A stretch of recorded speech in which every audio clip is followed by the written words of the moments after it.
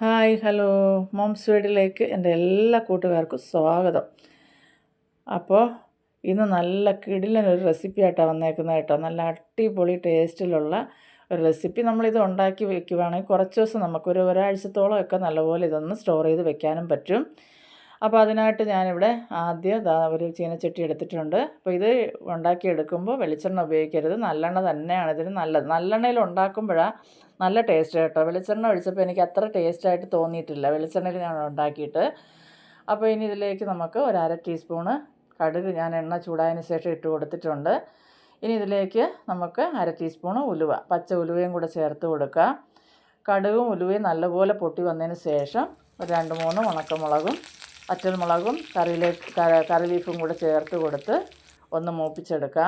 ഇനി ഇതിലേക്ക് ഒരു ചെറിയ 8-10 അല്ലി വെളുത്തുള്ളി അടുപ്പിച്ചുണ്ടായിരുന്നു. അപ്പോൾ അതൊന്ന് ചതച്ചെടുത്തിട്ടുണ്ട്. ഒരുപാട് പേസ്റ്റായി പോരും, ഒന്ന് ചതച്ചെടുത്താൽ മതി. അതും കൂടെ നമുക്ക് അതിലേക്ക് ചേർത്ത് കൊടുക്കാം. ഒന്ന് വഴറ്റിയതിന് ശേഷം ചുമന്നുള്ളി കുറച്ച് ഞാൻ എടുത്തിട്ടുണ്ട്. അപ്പോൾ ആ ചുമന്നുള്ളിയും കൂടെ നമുക്ക് അതിലേക്ക് ചേർത്ത് കൊടുക്കുക. ഇനി ഇതിലേക്ക് ഒരു 6 പച്ചമുളക് ഞാൻ അരിഞ്ഞ് വെച്ചിട്ടുണ്ട്. വലിയ എരിവില്ലാത്ത മുളക്, അതും കൂടെ ചേർത്ത് കൊടുക്കുക. ഇതെല്ലാം കൂടെ നമുക്ക് നല്ലപോലെ ഒന്ന് വഴറ്റി യോജിപ്പിക്കാം. നല്ലപോലെ ഒന്ന് വഴറ്റിയെടുക്കണം. ഇപ്പോൾ ഉള്ളിയൊക്കെ ഒന്ന് വാടി വരുമ്പോൾ നമുക്കതിലേക്ക് ഇനി നമുക്ക് ചേർത്ത് കൊടുക്കാനുള്ളത്, ഞാനിവിടെ ഒരു വലിയ 3-4 വഴുതനങ്ങ ഇതുപോലെ ചെറുതായിട്ട് അരിഞ്ഞ് 3-4 വെള്ളം നല്ലപോലെ ഒന്ന് കഴുകി എടുത്ത് വെച്ചിട്ടുണ്ട്. അപ്പോൾ അത് ഇതുപോലെ നമുക്ക് ഇട്ട് കൊടുക്കാം. നൈസായിട്ട് തന്നെ ചെറുതായിട്ട് നൈസായിട്ട് നമുക്ക് അരിഞ്ഞെടുത്താൽ മതി. ഇത് പെട്ടെന്ന് വെന്ത് കിട്ടുന്നതാണ്. ഇനി ഇതെല്ലാം കൂടെ ചേർത്ത് നമുക്കൊന്ന് വഴറ്റിയെടുക്കാം. ഇതെല്ലാം നല്ലപോലെ ഒന്ന് വാടി വഴന്ന് കിട്ടണം. അപ്പോൾ ഇത് നിങ്ങൾ കണ്ടുകൊണ്ടിരിക്കുമ്പോൾ ഇഷ്ടപ്പെടുകയാണെങ്കിൽ ഒന്ന് ലൈക്ക് ചെയ്തിട്ട് കാണുക. അതുപോലെ തന്നെ നിങ്ങളുടെ പ്രിയപ്പെട്ടവർക്കെല്ലാം ഒന്ന് ഷെയർ ചെയ്ത് കൊടുക്കുക. ആദ്യമായിട്ട് കാണുന്നവർ എൻ്റെ ചാനലൊന്ന് സബ്സ്ക്രൈബ് ചെയ്ത് കാണുക. അപ്പോൾ ഇതാ ഞാൻ ഇതിലേക്ക് ആവശ്യത്തിനുള്ള ഉപ്പും ഈ സമയം ഒന്ന് ചേർത്ത് കൊടുക്കുന്നുണ്ട്. ഇനി നമുക്കിത് നല്ലപോലെ ഒന്ന് വഴറ്റിയെടുക്കാം.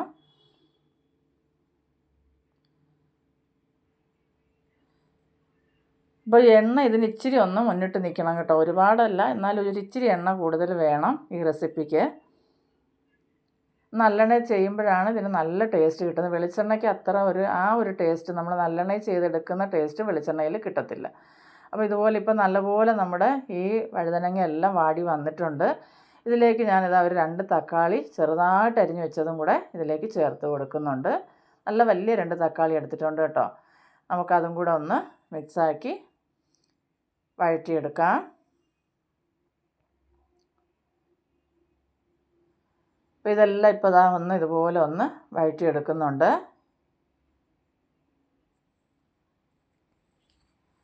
അപ്പോൾ നിങ്ങൾ ഒരിക്കലെങ്കിലും ഇതുപോലെ ഒന്ന് ഉണ്ടാക്കി നോക്കണം കേട്ടോ. നല്ല ടേസ്റ്റാണ്, എല്ലാവർക്കും ഇതൊന്ന് ഇഷ്ടപ്പെടും. അപ്പോൾ ഇപ്പോൾ ഇതിലേക്ക് ഞാനിതാ 1.5 ടീസ്പൂണ് മല്ലിപ്പൊടി എടുത്തിട്ടുണ്ട്.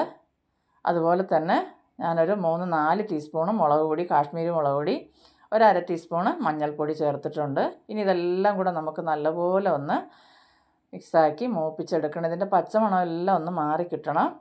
അതുവരെയും നമുക്ക് ഇതൊന്ന് ഇളക്കി കൊടുക്കാം. അപ്പോൾ ഇത് നമുക്ക് കുറച്ചേറെ ചെയ്യുവാണെങ്കിൽ ഒരു ബോട്ടിലിൽ നമുക്കിതൊന്ന് സ്റ്റോർ ചെയ്ത് വെക്കാം. ഫ്രിഡ്ജിനകത്ത് വെച്ചാൽ മതി, വെച്ചിട്ട് ഉപയോഗിക്കാം. അപ്പോൾ ഒരാഴ്ച വരെയൊക്കെ നമുക്കിത് ഉപയോഗിക്കാൻ പറ്റും. അപ്പോൾ ഇച്ചിരി കൂടെ ഉപ്പ് വേണമായിരുന്നു, അപ്പോൾ ഞാനത് ചേർത്ത് കൊടുത്തിട്ടുണ്ട്. ഇനി നമുക്ക് ഇതിലേക്ക് ഒരു 1/2 ടീസ്പൂണ് കായപ്പൊടി ചേർത്ത് കൊടുക്കാം. അതിന് ശേഷം ഇതും കൂടെ നല്ലപോലെ നമുക്കൊന്ന് വഴറ്റിയെടുക്കാം. അപ്പോൾ ഇതുപോലെ നമ്മൾ ഈ ടൊമാറ്റോ റൈസൊക്കെ ഉണ്ടാക്കും പോലെ തന്നെ നമുക്ക് ഇതിൽ നമ്മുടെ വഴുതനങ്ങ കൊണ്ട് റൈസും പിന്നെ നമുക്ക് തയ്യാറാക്കി എടുക്കാം കേട്ടോ. ഇതിൽ തന്നെ നമുക്ക് ചോറിട്ടൊന്ന് ഇളക്കി എടുത്താൽ മതി, നല്ല ടേസ്റ്റാണ്. അപ്പോൾ നമുക്ക് കുഞ്ഞുങ്ങൾക്ക് സ്കൂളിലൊക്കെ കൊടുത്തിടാൻ പറ്റിയ ഒരു ഐറ്റം ആയത് കേട്ടോ. ഇനി ഇതിലേക്ക് ഞാനിതാ കുറച്ച് പിഴിവുള്ളി ഇതുപോലെ കുതിർത്ത് പിഴിഞ്ഞ് വെച്ചിട്ടുണ്ട്. ഇച്ചിരി കട്ടിയായിട്ട്, ഒരുപാട് ലൂസായിട്ടല്ല എടുത്തേക്കുന്നത്. അതും കൂടെ നമുക്കിതിലേക്ക് ഒഴിച്ചു കൊടുത്ത് നല്ലതുപോലെ ഇത് വഴറ്റി ഈ വെള്ളമെല്ലാം നല്ലപോലെ വറ്റി വരണം, ഈ പുളിവെള്ളമെല്ലാം. അപ്പോൾ ഉപ്പൊക്കെ നോക്കണം. ഇനി നമുക്കൊരല്പം ശർക്കര കൂടി ഒന്ന് ചേർത്ത് കൊടുക്കാം. അപ്പോൾ ഒരുപാട് വേണ്ട, ഒരു ചെറിയൊരു ആ പുളിയെല്ലാം ഒന്ന് ബാലൻസ് ചെയ്യാൻ വേണ്ടിയിട്ട് ഒരല്പം ചേർത്താൽ മതിയാവും. അപ്പോൾ നിങ്ങൾക്ക് ഇച്ചിരി മധുരം ഇഷ്ടപ്പെടുന്നവരാണെങ്കിൽ ഒരു അല്പം കൂടെ ചേർക്കാം കേട്ടോ. ഇനി ഇതെല്ലാം നല്ലപോലെ നമ്മൾ ഒന്ന് വഴറ്റിയെടുക്കണം. അപ്പോൾ ഇതിൻ്റെ എണ്ണ എല്ലാം തെളിഞ്ഞ് കിട്ടണം. ഇച്ചിരി ഒരു പണിയുണ്ട് കേട്ടോ, പക്ഷെ നല്ല ടേസ്റ്റാണ്. നമുക്കിത് എല്ലാവർക്കും ഇത് ഇഷ്ടപ്പെടും. അപ്പോൾ ഇതുപോലെ ഒന്ന് കണ്ടോ, ഈ എണ്ണ എല്ലാം തെളിഞ്ഞ് നമുക്ക് നല്ലപോലെ ഇതൊന്ന് നമ്മുടെ അലുവയൊക്കെ നമ്മൾ ഇതാക്കി എടുക്കത്തില്ല, അതുപോലെ ഒന്ന് ഹൽവയൊക്കെ ശരിയാക്കി എടുക്കുന്ന പോലെ ഇതൊന്ന് ശരിയായി കിട്ടണം. അപ്പോൾ ഇതുപോലെ ഒന്ന് നല്ലപോലെ നമുക്കൊന്ന് വഴറ്റിയെടുക്കാം. ഇപ്പോൾ നമ്മുടെ എണ്ണ എല്ലാം ഇങ്ങനെ തെളിഞ്ഞ് നമ്മുടെ പാത്രത്തിൽ നിന്ന് ഇത് പൂർണ്ണമായിട്ട് ഇങ്ങനെ വിട്ട് വരുന്നുണ്ട് കണ്ടോ. ഇതുപോലെ ഒന്ന് വഴറ്റിയെടുക്കാം നമുക്ക്. അപ്പോൾ നിങ്ങളുടെ അഭിപ്രായങ്ങളൊക്കെ കമൻറ്റായിട്ട് അറിയിക്കാൻ മറന്നു പോകരുത് കേട്ടോ. നിങ്ങളുടെ കമൻറ്റൊക്കെ കാണുമ്പോഴാണ് എനിക്ക് വീണ്ടും വീഡിയോ ഇടാനുള്ള ഒരു താല്പര്യവും ഇഷ്ടമൊക്കെ തോന്നുന്നത്. അപ്പോൾ നിങ്ങളുടെ സപ്പോർട്ട് കൊണ്ട് തന്നെയാണ് ഞാൻ ഇതുവരെ എത്തിയത്. അപ്പോൾ തുടർന്ന് നിങ്ങളുടെ സപ്പോർട്ട് എനിക്ക് വേണം. അപ്പോൾ ഇപ്പോൾ ഞാനിതൊന്ന് മതിയായിട്ടുണ്ട്. ഇനി ഇത് നമുക്ക് ഇറക്കി ഇപ്പോൾ ഒരു പാത്രത്തിലേക്ക് ഞാൻ മാറ്റിയിട്ടുണ്ട്. അപ്പോൾ ഭയങ്കര മഴയൊക്കെ അല്ലേ, എല്ലാവരും സേഫായിട്ടൊക്കെ ഇരിക്കുക. അപ്പോൾ അടുത്തൊരു വീഡിയോ ആയിട്ട് കാണുന്നത് വരെയും എല്ലാവർക്കും ബായ്.